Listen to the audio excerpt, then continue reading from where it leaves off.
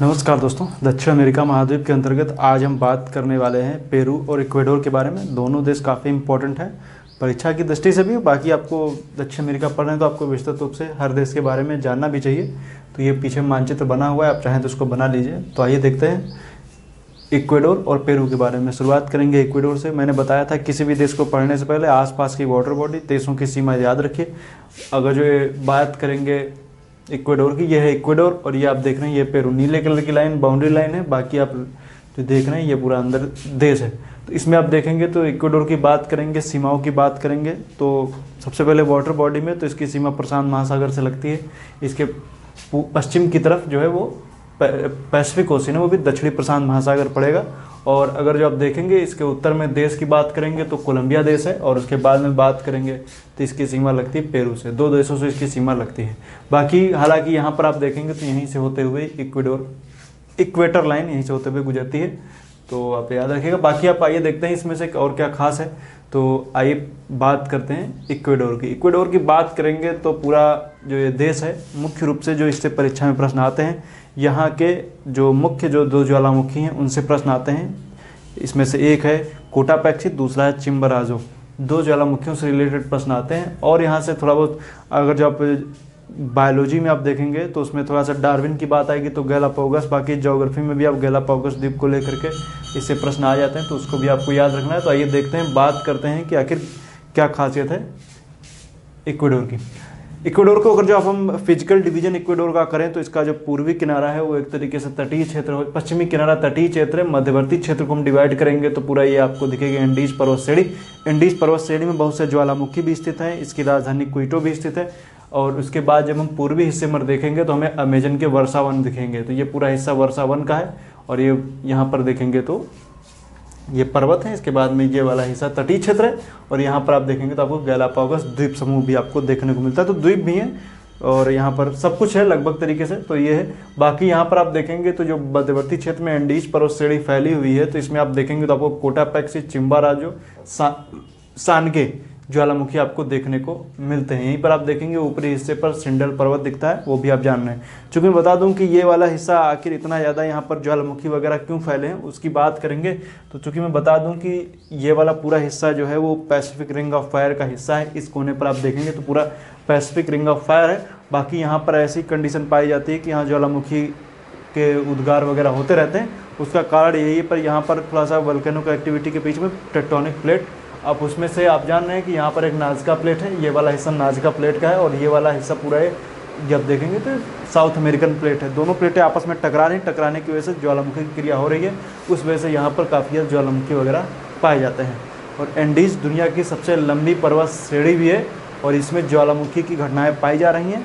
और अब मैंने जब ज्वालामुखी की वीडियो में बनाया था तो उसमें मैंने बताया था कि आखिर एंडीज़ में ज्वालामुखी पाए जाते हैं, लेकिन हिमालय में भी ज्वालामुखी नहीं पाए जाते। भविष्य में हिमालय में भी आपको ज्वालामुखी देखने को मिलेंगे। तो उसके पीछे कारण क्या थे मैंने आपको बताया था, आप लोग उसको जा करके वोल्केनो की वीडियो में देख सकते हैं। उसी तरीके से ये भी यहाँ पर वोल्केनो वगैरह इसमें पाए जाते हैं।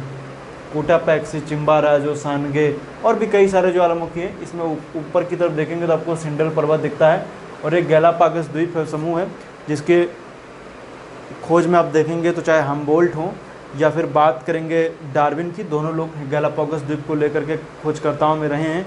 बाकी यहाँ पर गैलापागोस अपनी जैव विविधता के लिए जाना जाता है, यहाँ पर बहुत सारे जीव जंतु पाए जाते हैं। तो गैलापागोस करीब 900 किलोमीटर के आसपास इक्वेडोर की मुख्य भूमि से पड़ता है और ये आता किसके अंतर्गत है, इक्वेडोर के अंतर्गत। प्रश्न पूछा जा सकता है कि गैलापागोस द्वीप कहाँ है, तो गैलापागोस द्वीप प्रशांत महासागर में, और गैलापागोस द्वीप कहाँ है तो इक्वेडोर में है।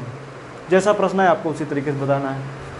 आइए बात करते हैं, और यहाँ पर आप देखेंगे तो गुयाकिल खाड़ी आपको दिखेगी, कोई मतलब नहीं, याद रखने की ज़रूरत नहीं। यहाँ पर जो आप देखेंगे तो ये जलधारा जो बहती है पूरी यहाँ से, ये पेरू की जलधारा जो ठंडी जलधारा है, ऊपर की तरफ से आती है पनामा की जलधारा जो गर्म जलधारा है, उसको आपको ज़्यादा नहीं ध्यान है, लेकिन ये आप पेरू या हमबोल्ट की जलधारा आपको जाननी है, अभी हम बात करेंगे। आइए बात करेंगे पेरू की। तो पेरू की बात करेंगे तो इसकी सीमा प्रशांत महासागर से, देशों की बात करेंगे तो इसकी सीमा लगती है इक्वेडोर से, कोलंबिया से, ब्राज़ील से, बोलीविया और चिली, इतने देशों से सीमाएं बनाता है, उसको आप याद रखिएगा। आइए और जब बात करेंगे इसके भौतिक विभाजन में, तो इसका जो अगर इसको विभाजन करेंगे तो इसका पश्चिमी किनारा मरुस्थली है, मध्यवर्ती क्षेत्र पूरा ये वाला हिसाब देखेंगे तो मध्यवर्ती क्षेत्र पर्वतीय क्षेत्र है, एंडीज पर्वत है, और उसके बाद का जो पूर्वी क्षेत्र है ये पूरा कैसा है, पूर्वी या उत्तरी क्षेत्र भी कह सकते हैं, पूरा कैसा है ये है पूरा एक तरीके से सेल्वा, मतलब कि जो अमेजॉन फॉरेस्ट है, वर्षा वन है, वो ये पाए जाते हैं। सेल्वा के वन यहाँ पर आपको देखने को, लेकिन आप इसमें कंफ्यूज मत होइएगा, कभी कभी सेल्वास भी कहते हैं, तो सेल्वास जो वर्षा वन है या सेल्वास जो वनस्पतियाँ हैं, ये मुख्य रूप से आपको इतना जानना है कि वो ब्राज़ील की है, लेकिन ऐसा नहीं कि सिर्फ ब्राज़ील में ही मुख्य रूप से यहाँ पाई जाती है, लेकिन जब हम ब्राज़ील की चर्चा करेंगे तो वहाँ पर भी हम सेल्वा के वन के बारे में आपको विस्तृत रूप से बताएंगे कि आखिर सेल्वा के वन की क्या क्या खासियत है। और यहीं से होते हुए चूँकि अमेजॉन नदी बहती है, ये जो नदी आपको दिख रही है इसको बोलते हैं अमेजन नदी ये बह रही है। अमेजन नदी को लेकर के भी विवाद की स्थिति बनी हुई कि कहाँ से निकलती है, वैसे पेरू से निकलती है, लेकिन इसमें भी पेरू की मुख्य लोकेशन की बात करेंगे तो एंडीज से कह सकते हैं, एंडीज से, लेकिन यहाँ पर कई सारे विवाद भी बने हुए हैं कि आखिर जो ये नदी निकलती है इसमें कहते हैं कई जलधाराएँ मिल करके अमेजन नदी बनाती हैं कि इसकी मेन स्ट्रीम जो एंडीज से निकलती है वही है। इसको लेकर के विवाद की स्थिति बनी रहती है, क्योंकि अगर जो इसको मुख्य रूप से एंडीज से मानेंगे तो ये नदी लंबी हो जाती है, किससे, ये नाइल से भी लंबी हो जाती है। हालांकि ये आपको नहीं जानना है, लेकिन अमेजन नदी अपवाह क्षेत्र मतलब जल धारण क्षमता के हिसाब से विश्व की सबसे बड़ी नदी है अमेजन नदी। आगे हम जब ब्राज़ील बताएंगे तो अमेजन नदी के बारे में विस्तृत रूप से इस पर चर्चा करेंगे और जो विवाद की स्थिति उसको भी क्लियर करने की कोशिश करेंगे। आइए देखते हैं, तो यहाँ पर आपको देखने को मिलेगा पूरा मरुस्थलीय क्षेत्र है, फिर पहाड़ी क्षेत्र, फिर ये जंगल है, अमेजॉन के जंगल हैं, और उसमें उसी के अंतर्गत सेल्वा। तो आइए देखते हैं, बात करते हैं इसकी। अगर जो बात करेंगे इसकी राजधानी क्या है, लीमा है, जो तटीय क्षेत्र पर स्थित है। और दूसरी बात ये भी बता दूं कि इसका जो लीमा है वो तटीय क्षेत्र पर स्थित है, उसी तरीके से वेनेजुएला की राजधानी भी तट पर स्थित है। तो आप लोग जितने भी देशों की राजधानियाँ तट पर स्थित है उनको आप याद कर लीजिए, हो सकता कभी इससे प्रश्न बन जाएगा कौन से देश की राजधानी तट पर स्थित है, आएगा इससे प्रश्न। आइए आगे बढ़ते हैं, तो बात करेंगे फिजिकल डिवीजन। मैंने बताया तो थोड़ा सा ये डिवाइड भी कर लेते हैं, डिवीजन क्या है उसको समझ लेते हैं। यहाँ पर आप देखेंगे तो आपको दिखेगा सेचुरा डिजर्ट, यहाँ पर आपको दिखता है, ये वाला हिस्सा है, ये वाला डिजर्ट। हालांकि इसमें देखेंगे तो ये पेरुवियन डिजर्ट पड़ेगा, लेकिन वो आपको जाना है सेचुरा डिजर्ट आप याद रखिएगा। आगे चल करके आप देखेंगे तो अटाकामा का डिजर्ट दिखेगा। तो ये जो एंडीज का जो ये वाला हिस्सा रैन सैडो में आता है, और ये रैन सैडो एरिया अर्थात वृष्टि छाया प्रदेश में, इसलिए इस क्षेत्र में बारिश नहीं होती, और ये पूरा हिस्सा क्या है, ये मरुस्थल में आता है। बाकी ये है एंडीज के बाद हम देखेंगे तो आपको देखने को मिलेगा ये वही सेल्वा का वन है, एंडीज आपको याद रखना है। बाकी यहाँ पर आप जान रहे हैं कि पेरू की जलधारा बहती है, पेरू की जलधारा बहती है जिसका दूसरा नाम हमबोल्ट है। चूँकि आप जान रहे हैं हमबोल्ट ने ये जलधारा की खोज की थी और उन्होंने बताया था, इसलिए इसका नाम रख दिया गया हमबोल्ट की जलधारा या पेरू की जलधारा, जो एक कैसी जलधारा है, ठंडी जलधारा। यहीं पर अब ऐसी स्थिति बनती है कि अल नीनो की स्थिति बनती है पेरू की जलधारा को विस्थापित करके इस क्षेत्र में। तो यहाँ पर क्या होता है कि पूरी कह सकते हैं पूरी पृथ्वी पर मौसम को बदल देता है। तो ये वाले क्षेत्र में हाँ, इसका प्रभाव एल नीनो का भारत में भी पड़ता है। इसके ऊपर भी मैंने वीडियो बनाई है इंडियन ज्योग्राफी में, एल नीनो आप देखेंगे तो आपको समझ में आ जाएगा। तो ये पूरा एल नीनो एक गर्म जलधारा है, जबकि ये जो पेरू की जलधारा है वो कैसी है, वो एक ठंडी जलधारा है। तो उसको आप याद रखिएगा, वो उसको प्रतिस्थापित कर देती है पेरू की जलधारा को। इस वजह से पूरे यहाँ का पानी जो है काफ़ी गर्म हो जाता है और आसपास की जो व्यापारिक पवनों को अपनी तरफ खींचता है, इसलिए पूरी दुनिया का मौसम गड़बड़ा जाता है, सूखा पड़ता है खास करके, और इस क्षेत्र में बारिश ज़्यादा हो जाती है। तो ये वाला क्षेत्र आप जान रहे हैं सेकुरा डिजर्ट है। बाकी आप और भी मैं बता दूं कि ये मैंने बताया कि ये पूरा मरुस्थलीय पेरुवियन डिजर्ट बोलते हैं इसको। और नीचे आएंगे तो यहाँ पर आपको चिली में आप जान ही रहे हैं कि अटाकामा का मरुस्थल आपको देखने को मिलता है, वो आप जान। ये मध्यवर्ती क्षेत्र में एंडीज पर्वत, ये भी नाज़का प्लेट का हिस्सा है ये हिस्सा, इसलिए इस क्षेत्र में भी काफ़ी ज़्यादा वल्केनो एक्टिविटी पाई जाती है। लेकिन कोई भी इसमें कोई खास फेमस ज्वालामुखी नहीं होने की वजह से मैं इसमें इसको नहीं बता रहा हूँ, इसको कोई मतलब नहीं जानना। बाकी और आप जब दक्षिणी क्षेत्र में देखेंगे तो आपको यहाँ पर एक झील दिखती है, इसको बोलते हैं lake Titicaca. Lake Titicaca important इसलिए है कि ये दुनिया की सबसे ऊंचाई पर स्थित नौकागम्य झील है, और इस पर जो पेरू और बोलीविया दोनों देशों की सीमाओं पर स्थित है, पेरू और बोलीविया दोनों देशों की सीमाओं पर, इसलिए आप इसको याद रखिएगा। लेक टिटिकाका पेरू और बोलीविया नौकागम्य झील है, कहाँ पर स्थित है, पेरू बोलीविया में। अब इस पे आप देखेंगे तो काफ़ी ज़्यादा टूरिस्ट स्पॉट है, यहाँ पे काफ़ी ज़्यादा पर्यटक आते हैं चिली के पर्पस, ये मतलब ये टिटिकाका में भी, मतलब बोलीविया में भी और पेरू दोनों की तरफ से यहाँ पर आपको यहाँ पर टूरिस्ट मिलेंगे।